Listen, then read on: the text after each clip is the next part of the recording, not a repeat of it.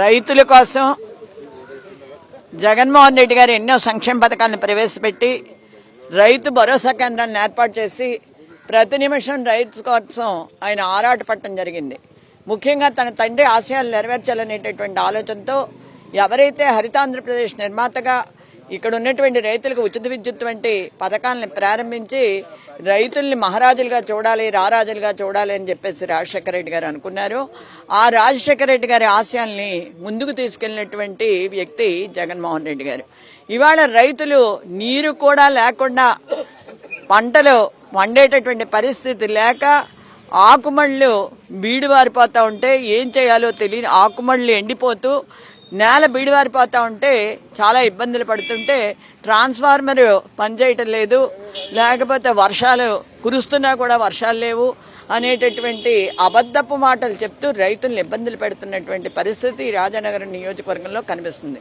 ముఖ్యంగా ఈ రోజున రైతులు ధర్మ పోరాట దీక్ష చేయాలి అనేటటువంటి ఆలోచనతో ముందుకు రావడం జరిగింది. ఈ ధర్మ పోరాట దీక్ష అన్నది ఈ రోజుతో ఆగేటటువంటి పరిస్థితి లేదు.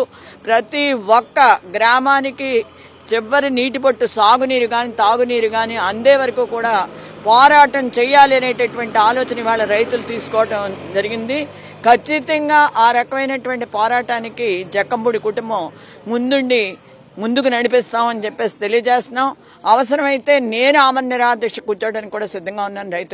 రైతుల గురించి ముఖ్యంగా ఒకటే చెప్తున్నాం, ఏ రోజునైతే రామ్మోహన్ రావు గారు ఇక్కడ లిఫ్ట్ ఇరిగేషన్ ఏర్పాటు చేసి 5 గ్రామాలు సుభిక్షంగా ఉండాలి అనేటటువంటి ఆలోచన ఏదైతే కలవచర్ల, సీతారాంపురం, అదేవిధంగా గాదరాడ, మురారి, సింగరాయపాలెం గ్రామాలని సుభిక్షంగా చూడాలని అనుకున్నారో దానికి వీళ్ళు చెప్పేటటువంటి కుంటి సాకు ట్రాన్స్ఫార్మర్ పనిచేయట్లేదు.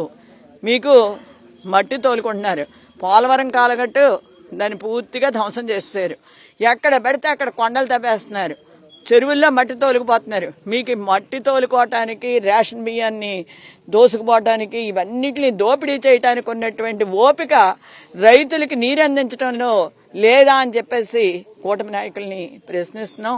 చంద్రబాబు గారు మీరు ఇలా చూస్తానే ఊరుకుంటే, రైతుల ఇబ్బందులు గమనించకపోతే ఈ సీతారాంపురం గ్రామమే మీ ప్రభుత్వం కూలిపోవటానికి, రైతుల ఆగ్రహానికి గురవటానికి వేదిక అవుతుందని చెప్పేసి హెచ్చరిస్తుంది. ఈ ప్రభుత్వం ఈరోజు రైతులకు నీరు ఇవ్వట్లేదు కానీ మద్యాన్ని మాత్రం ఏరుల కింద పారే విధంగా చూస్తుంది.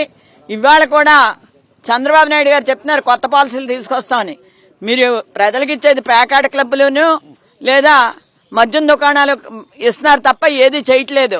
ప్రజలు కోరుకునేది అది కాదు. వాళ్ళ బిడ్డలు చదివించుకోవాలి, సంక్షేమం తీసుకొని ప్రభుత్వం నడాలి అని కోరుకుంటున్నారు.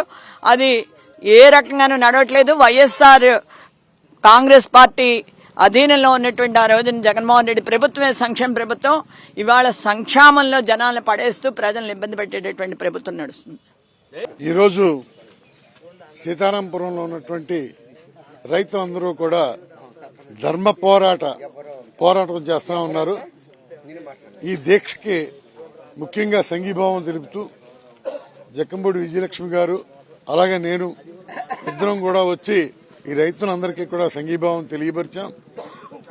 ఎందుకంటే ఇక్కడ ఉన్నటువంటి రైతులందరూ కూడా కనీసం ఆకుమళ్లు కూడా వేసుకుంటానికి ఏమాత్రం అవకాశం లేక ఇక్కడ ఎంతో బాధపడుతున్నారు. స్థానిక ఎమ్మెల్యే పూర్తిగా ఈ అభివృద్ధి అనేటువంటి పదాన్ని మర్చిపోయారు. ఆయన ముఖ్యంగా ఆయన కేవలం 1 నిమిషం తలుచుకుంటేనే ఆ ట్రాన్స్ఫార్మర్ ని బాగు చేయించి నీరు అందించడానికి అవకాశం ఉంది. అటువంటిది కూడా కనీసం చేయలేనటువంటి పరిస్థితుల్లో ఈ స్థానిక ఎమ్మెల్యే ఉన్నారు.